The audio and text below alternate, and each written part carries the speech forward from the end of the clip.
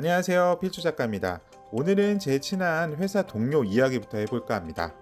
그는 나름 학창시절에 공부도 잘했고 성실하게 생활을 했습니다. 그 덕에 그는 저와 같이 대기업에 입사했고 10년 동안 성실히 회사를 다녔습니다. 그리고 그는 몇 년 전 사랑하는 아내를 만나 결혼도 했고 이쁜 딸아이도 얻게 되었네요. 하지만 그가 몇 년 전부터 불만이 가득하더군요. 그 이유는 이러했습니다. 그는 지난 10년간 착실히 회사를 다니며 열심히 돈을 모았지만 번듯한 내 집 하나 없다고 하네요. 몇 년 전 아내가 조금 무리해서 서울에 집을 구입하자고 했지만 그는 대출이 두려웠다고 합니다. 몇 억을 대출받는다는 것 자체가 그에게는 너무 스트레스였죠. 그리고 그는 조금만 더 모아서 집을 사기로 했다고 합니다. 하지만 몇 년 전부터 집값은 무섭게 상승하기 시작했고 그는 이제 대출로도 집을 살 수 없는 신세가 되었습니다.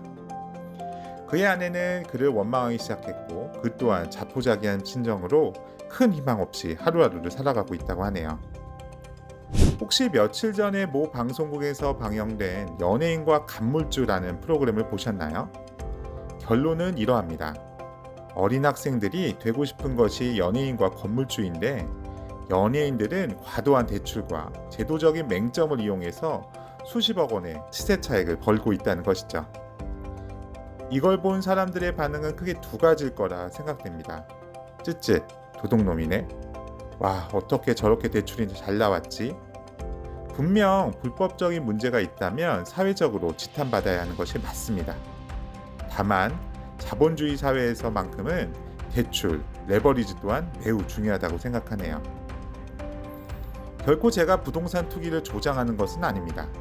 다만 앞서 제 친구처럼 열심히 생활했지만 내 집조차 없다는 것은 너무 억울한 일은 아닐까요? 이에 오늘은 레버리지에 대해서 말씀드려볼까 합니다. 수학자 아르키메데스는 나에게 충분한 긴 지렛대를 준다면 나는 세상을 움직일 수 있을 것이라고 했습니다. 즉, 부자가 되는 사람들의 공통점은 이 지렛대, 레버리지를 이용한다는 것이죠. 예를 들어 볼까요?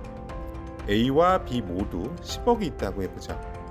A는 10억으로 10억 건물을 구매했고 B는 은행에 10억이라는 레버리지의 힘을 빌려 20억 건물을 구매했다고 해보죠.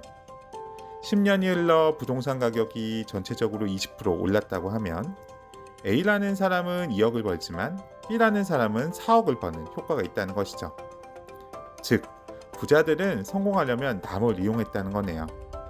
저 또한 이러한 은행 대출 레버리지를 활용했기 때문에 30억 건물주가 될 수 있었다는 것입니다.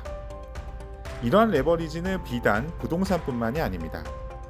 즉, 내가 일을 하지 않고도 다른 사람에게 일을 시킴으로써 부자가 되는 방법을 찾아야 한다는 것이죠. 우리 자신을 위해서 일하는 사람이 없다는 것은 누군가 당신을 활용해서 돈을 벌고 있다는 것입니다. 나는 타인을 레버리지하고 있는지, 나는 타인으로부터 레버리지를 당하고 있지 않는 건가요?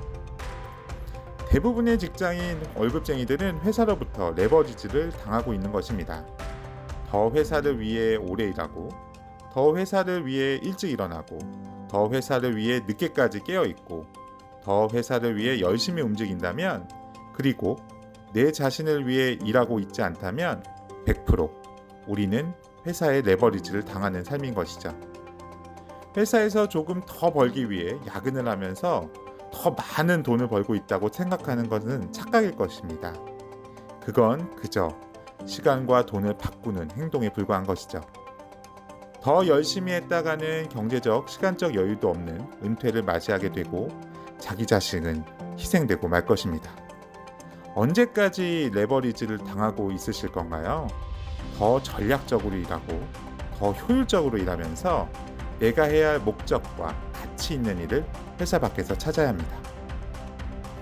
연예인과 간물주에서 PD의 마지막 멘트가 기억에 남네요. 돈이 돈을 버는 세상보다 열심히 일하는 사람이 소외받지 않는 세상이 되기 바란다. 사회가 말하는 성공의 기본 법칙은 열심히 일하는 것과 희생입니다. 내 자신을 희생하고 남들보다 더 열심히, 더 오래 일하고 더 일찍 일어나고 더 늦게까지 깨어있고 더 열심히 움직인다면 결국 성공할 것이라고 말하죠. 하지만 더 열심히, 더 오래 일하는 성공의 법칙이 근거 없는 망상이라는 것도 알아야 한다는 것이죠. 열심히 노동을 해서 내 집 한 칸 마련하지 못하는 현실적인 불가능한 상황을 만들어 놓고 성실히 노동을 강요하는 것은 조금 모순이라는 생각이 드네요. 긴 영상 봐주셔서 감사드리고요. 제 영상이 좋았다면 구독과 좋아요 부탁드립니다. 감사합니다.